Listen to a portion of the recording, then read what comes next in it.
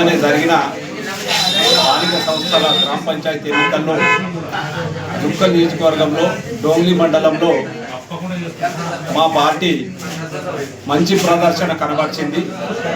13 గ్రామ పంచాయతీలకు గాను 11 గ్రామ పంచాయతీలు మా పార్టీ బలపరిచిన అభ్యర్థులు గెలవడం జరిగింది. అది కూడా భారీ మెజారిటీతో గెలిచారు.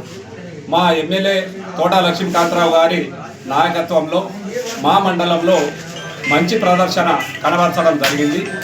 మరియు ఇప్పుడు మొన్ననే కొత్తగా గెలిచిన సర్పంచులందరికీ మా మండల కాంగ్రెస్ తరఫున నియోజకవర్గ మన తోట లక్ష్మీకాంతరావు గారి మన ఎమ్మెల్యే గారి తరఫున నా తరఫున ప్రత్యేక అభినందనలు తెలుపుతున్నాను.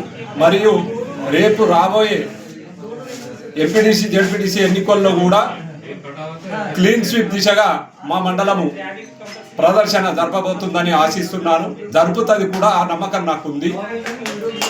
జడ్పీటీసీ ఎంపీటీసీ మొత్తం 5 ఎంపీటీసీలు, 1 జడ్పీటీసీ ఎక్కడ ఏమి పొరపాటు లేకుండా, ఎక్కడ పొరపచ్చాలు లేకుండా, ఎక్కడ ఏ గ్రూప్ రాజకీయాలు లేకుండా మా మండలంలో మొత్తం గెలుస్తాం.